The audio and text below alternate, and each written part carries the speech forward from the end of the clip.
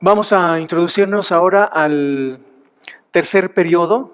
Hemos hablado de dos periodos, del primer periodo de la Iglesia apostólica, del año 30 al año 100 después de Cristo. Después vimos el periodo de la Iglesia post-apostólica del año 100 al 313. Y ahora vamos a entrar al periodo de la Iglesia romana del año 313 al 476. ¿Por qué el 476 marca ese año, el año de la caída del Imperio Romano? Por eso 476. Pero vamos a hablar de este periodo. Y vamos a iniciar hablando del impacto de Constantino. Es decir, ¿de qué manera impactó lo que hizo Constantino, no solamente en la historia en sí misma del Imperio Romano, sino particularmente de qué manera impactó en la vida de la Iglesia? Constantino vino a ser un parteaguas, algunos para bien y otros para mal, de la Iglesia. El imperio de Constantino fue enorme, y en cierto sentido, toda la historia que hemos de narrar en la presente sección puede verse como una serie de ajustes y reacciones a la política establecida por el gran emperador. Al quedar Constantino como dueño único de todo el imperio en el año 324, habría de reinar hasta su muerte en el año 337 después de Cristo. El régimen de Constantino fue un periodo de orden y reconstrucción, pero fue también de turbulencia, y no fueron pocas las personas acusadas de conspirar contra el emperador y ejecutadas por ello. Es increíble, este emperador aún ejecutó a su propio hijo y heredero Crispo, quien había estado al mando de su escuadra en el campamento contra Licinio. O sea, si alguien se oponía contra él, aunque fuera su familia, y merecía morir, según desde la perspectiva de él, moría. Para él ese poder era el medio para llevar a cabo una gran restauración del viejo imperio. Creía que era posible producir esa restauración no sobre la base de la religión pagana, sino sobre la base del cristianismo. Por cierto, y esto va a ser un factor, que va a favorecer, que lo deben de tener presente, ese va a ser un factor que va a favorecer el crecimiento del obispo de Roma. ¿Qué factor? Fue Constantino cambió la capital del Imperio Romano a Bizancio. De Roma se trasladó a Bizancio, y allí en Bizancio surgió la ciudad de Constantino, es decir, Constantinopla. Y ahí fue la nueva capital del Imperio Romano. Este cambio, no solo cambio geográfico, definitivamente favoreció el surgimiento de la figura papal, el fortalecimiento del obispo de Roma, favoreció mucho, y lo vamos a ver más adelante, cómo afectó esto. Pero fue precisamente Constantino el que cambió la capital del Imperio Romano a Bizancio, y surge la ciudad de Constantinopla. Del sol invicto a Jesucristo. Hay que leer nada más los documentos de la época para darnos cuenta de que la conversión de Constantino fue muy distinta de la conversión del común de los cristianos. En esta situación hay una divergencia de opiniones, básicamente dos, respecto a Constantino, si se convirtió o no se convirtió al cristianismo. Muchos historiadores hablan de que Constantino realmente quiso usar la religión cristiana con fines políticos. Él quería restaurar la paz, así que él creó conveniente, dado que el cristianismo se estaba extendiendo muy rápido, aliarse hacia el cristianismo y permitir que no solamente una alianza, sino que en un momento dado fuera la religión oficial del Estado, para tratar de estar en paz y tratar de tener un dominio absoluto, un control absoluto en el Imperio Romano. Pero hay otros, como Justo L. González, que verdaderamente creen que Constantino sí tuvo una real conversión. Personalmente, pienso que Constantino tuvo problemas para entender bien el Evangelio. Él no se bautizó hasta en su lecho de muerte. Es decir, antes de morir, él pidió que fuera bautizado. Tiene prácticas sincretistas, cree en otros ídolos, sí reconoce a Jesús, reconoce el cristianismo, pero yo considero, al igual que otros historiadores, que fue con fines políticos. aunque otros piensen de manera diferente. Pero bueno, eso fue lo que pasó con Constantino. Desde el punto de vista entonces puramente político, la conversión de Constantino tuvo lugar en el peor momento posible. La interpretación oportunista se equivoca por cuanto el apoyo que los cristianos pudieran prestarle a Constantino resultaba harto dudoso. Lo cierto parece ser que Constantino creía verdaderamente en el poder de Jesucristo. Parece ser que sí creía en Jesús, en su poder, pero no dio una evidencia palpable de verdaderamente ser cristiano. El imperio entonces era oficialmente pagano y como cabeza de ese imperio Constantino le correspondía el título de sumo sacerdote. En el año 324, un edicto imperial ordenó que todos los soldados adorasen al Dios Supremo el primer día de la semana. Que adorasen al Dios Supremo el primer día de la semana. Aunque este era el día en que los cristianos celebraban la resurrección de su Señor, era también el día dedicado al culto del sol invicto y por tanto los paganos no podían oponerse a tal edicto. Quiero explicar algo sobre esto. No sé si han escuchado o han leído, pero hay un grupo religioso en el que defiende mucho y trata de sustentarlo en la Biblia y apela mucho al cuarto mandamiento, de que el día del Señor es el día de descanso, es el sábado. Y sí, eso enseña la Biblia. Y este grupo enseña que en el dado caso de que no se reúnan el sábado y se reúnan cualquier día diferente al sábado, ellos declaran que no es la iglesia del Señor. Así que aquí entrarían muchos grupos evangélicos que nos reunimos para adorar al Señor el día domingo. E inclusive en alguna lectura se puede ver o se dice que el reunirse el domingo es una señal clara de los que son sellados por el número de la bestia, el 666. Pero, ¿qué pasó realmente en aquella época? ¿Por qué? Bueno, en primer lugar, ya hemos dicho en clases anteriores, en sesiones anteriores, que el primer día de la semana se convirtió en un día importante para el cristianismo y es el día en el que se empezaron a reunir por la razón de que nuestro Señor Jesucristo resucitó el primer día de la semana. El apóstol Pablo, cuando le escribe a la iglesia que está en Corinto, le pide que reúnan una ofrenda el primer día de la semana porque es el día en que ellos se congregan. Así que el primer día de la semana, el domingo, tuvo un significado importante y hasta la fecha es el día en que todos los evangélicos cristianos se reúnen. ¿Por qué Constantino dice que es el día en el que se tienen que reunir? Bueno, sí es cierto que ese día los paganos rendían el culto al sol invicto. Es cierto eso. Pero no tiene ninguna conexión con Jesús, excepto que tal vez pudo crear un cierto sincretismo en el pensamiento de algunos que no entendieron el Evangelio. Así que muy hábilmente, los cristianos ya se reunían de por sí el domingo, pero muy hábilmente Constantino decreta el domingo como el día del Señor. Podemos hablar que surge un cristianismo por decreto. Eso es absurdo. La única manera de ser cristiano es ser un seguidor fiel de Cristo Jesús, es entender, comprender el Evangelio, entender el sacrificio de Jesús, entender la posición de uno como pecador, experimentar el nuevo nacimiento. Solamente de esa manera uno puede convertirse al cristianismo. Pero aquí fue por decreto. Así que en masa ellos se convierten. No hay ningún problema en reunirse el domingo porque regularmente se reúnen el domingo. Pero en lugar de adorar al sol invicto, entonces ahora van a adorar a Jesús. Sin duda alguna que hay un sincretismo ahí. Hay una mezcla de ideas y de creencias.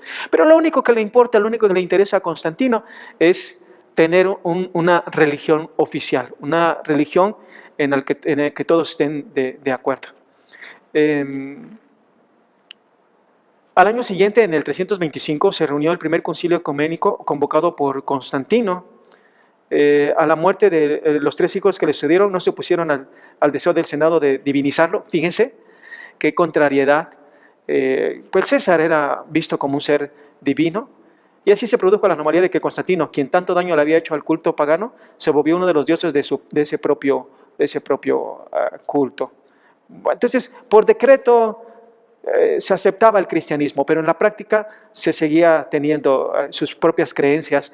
Podemos hablar de creencias privadas y no había conflicto alguno.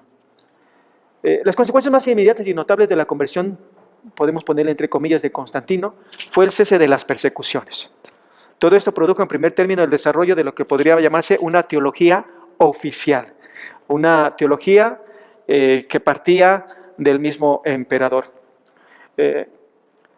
No faltaron cristianos que se dedicaron a mostrar cómo Constantino era el elegido de Dios y cómo su obra era la culminación de la historia de toda la iglesia. Otros siguieron un camino opuesto. Para muchos el hecho de que el emperador se declarara cristiano y que ahora resultara más fácil ser cristiano no era una bendición, sino era una gran apostasía. Y tenemos que entender las dos posturas. Por una parte, muchos veían como la intervención divina el hecho de que Constantino estuviera favoreciendo a la iglesia cristiana. Pero por otra parte, y tienen razón los otros, esto trajo una intromisión del paganismo en el cristianismo, y había muchos cristianos que en realidad no lo eran, más que por decreto oficial. Algunas personas que no querían dejar la comunión de la iglesia se retiraron al desierto, donde se dedicaron a la vida ascética. Vamos a hablar más adelante del surgimiento del monasticismo, del surgimiento de los anacoretas, de los monjes, que se da precisamente en este contexto. Cuando entra la paz, hay un relajamiento espiritual. Entonces muchos de estos hombres lo ven mal y deciden retirarse al desierto, y que lejos de traer un beneficio, es otra cuestión, va a traer algunas implicaciones negativas. Entonces algunos no veían con agrado el nuevo acercamiento entre la iglesia y el Estado y rompieron la comunión con los demás cristianos. Pero la mayor parte de los cristianos no reaccionó ante la nueva situación con una aceptación total, pero tampoco hubo un rechazo absoluto. Hasta la época de Constantino, el culto cristiano había sido relativamente sencillo. Ya vimos cómo se dividía en dos partes. En la primera parte, una oración, lectura y meditación de las escrituras y canto de himnos. Y en la segunda parte, lo que conocemos como la cena del Señor, la comunión, la participación de solamente los bautizados en el partimiento del pan. Al principio los cristianos se habían reunido para orar en casas particulares, era común, primer siglo, segundo siglo, tercer siglo y principios del cuarto siglo, reunirse en casas particulares. Nosotros estamos habituados en pleno siglo XXI, cuando hablamos de la iglesia de Cristo, naturalmente tendemos a pensar en un lugar, o le llamamos un templo, y solemos llamarle a ese lugar la iglesia. Que etimológicamente no es correcto el lugar, porque iglesia somos las personas. Pero la iglesia de los primeros siglos, en casas particulares. Después comenzaron a reunirse también en cementerios como las catacumbas romanas, y regularmente no tanto para refugiarse de la persecución, sino, como ya lo dijimos, porque ahí estaban hombres piadosos que habían sufrido por causa de su fe. La construcción más antigua que se ha descubierto es la Dura Europos, que data aproximadamente del año 270. Es una construcción casi como una casa, que tenía algunas imágenes recordando la historia del cristianismo. Ese era un lugar construido especialmente para reunirse. Pero tras la conversión de Constantino, aquí viene el primer cambio o la primera situación negativa para la iglesia. Tras la conversión de Constantino, el culto cristiano cambió. Empezaron a tomar cuestiones del protocolo imperial y empezaron a usarlas, y surge un protocolo eclesial. Por ejemplo, el incienso. El incienso que hasta entonces había sido señal del culto al emperador, o sea, en el culto al emperador se usaba incienso, empiezan a usarlo también en las iglesias cristianas. Los ministros, los que oficiaban el culto, comenzaron, inspirados en la vestimenta de oficiales o del mismo emperador, comenzaron a usar una ornamenta especial, en señal no solamente de distinción, sino también de respeto hacia el obispo. Por tal motivo, varios gestos de respeto que normalmente se hacía el emperador, también comenzaron a hacerse en el culto. También se inició la costumbre de iniciar el culto con una procesión, que era parte del culto al César. Y se construyeron espacios especiales para reunirse. Pronto se llegó a pensar que el culto tenía especial eficacia si se celebraba en lugares donde estuvieran los restos de algún mártir. ¿Ven lo que va pasando? Empieza a distorsionarse y empieza a tener un matiz muy alejado de la iglesia primitiva, los cultos. No hay duda alguna de que el imperio, ese protocolo del imperio empezó a influir y podemos ver ahí esa semilla que después daría surgimiento a la Iglesia Católica Romana y empezar a usar la Biblia respecto, por ejemplo, a la vestimenta del sumo sacerdote en el Antiguo Testamento y aplicarlo a los obispos, que ya no son vistos como en la iglesia primitiva como un pastor, sino como un personaje que está por encima de la iglesia, y empieza a ver esa separación, esa distinción entre el clero y los laicos, y que rompe con una enseñanza que es retomada en la Reforma Protestante, el sacerdocio de todos los creyentes. Así que hay una separación entre clero y laico. Hubo pastores que intentaron indicarles, porque sí lo sabía, a su grey, que para ser cristiano no era necesario ir, por ejemplo, a Jerusalén, considerada como tierra santa, o que el respeto debido a los mártires y a la Virgen no debía exagerarse, porque se daban cuenta. Entonces ya había una exageración hacia los santos, hacia la Virgen María. Más adelante, en el siguiente periodo, vamos a hablar sobre el dogma mariológico, y cómo se fue desarrollando esa enseñanza sobre las enseñanzas sobre la persona de María, y lo vamos a ver. Regularmente, alguna persona muy religiosa en nuestros tiempos puede pensar que siempre ha existido la situación como es ahora, pero la historia nos muestra lo contrario. Entonces había pastores que animaban que no debe de rendirle tanta veneración ni a los santos ni a María. Pero su tarea era muy difícil, pues cada vez eran más los conversos que pedían el bautismo. Ahora, aquí pasa algo. Por decreto oficial, todos están obligados a convertirse al cristianismo, así que hay una conversión en masas. Pero es una conversión entre paréntesis. En términos espirituales, en realidad no se estaban convirtiendo. Simplemente estaban adoptando una nueva religión. Cuando se va Constantino a Constantinopla, allí construyó la iglesia de Santa Irene. Así que con Constantino empieza la construcción de lugares construidos especialmente para la reunión de los cristianos. Eso le hizo mucho daño a la iglesia. Hablamos de donde el centro del cristianismo, el templo se convirtió en el centro del cristianismo. Es decir, el lugar se volvió relevante e importante, más que tal vez la misma palabra y más que la tarea de predicar el evangelio. Helena, la madre de Constantino, construyó en Jerusalén la iglesia de la Natividad y la del Monte de los Olivos. Se construyeron otros, vamos a llamar iglesias, semejantes en las principales ciudades del imperio. Esta política persistió bajo el gobierno de los sucesores de Constantino. Y es así como se construyen, como nosotros le llamamos, o como se le llama comúnmente, los templos, lugares construidos especialmente para la reunión de los cristianos. Reflexionemos sobre Constantino un poco. No cabe duda alguna que Constantino tuvo un doble impacto hacia el cristianismo. El primero fue un impacto benéfico. La persecución cesó. Eso es obvio. La iglesia descansó de la cruel persecución que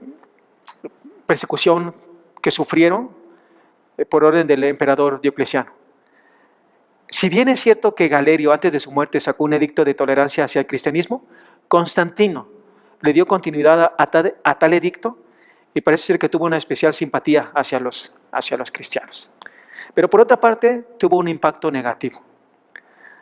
Desde mi humilde perspectiva, parece ser que lejos de convertirse al cristianismo, Constantino lo que hizo fue agregar a sus creencias la deidad de Jesucristo.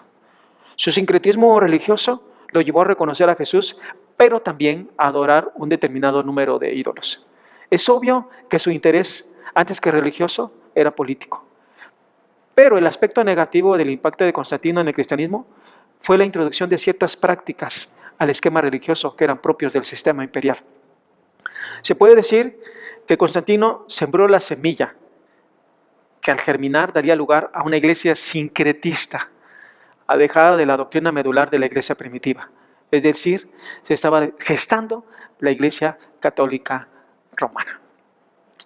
Hoy tenemos que cuidar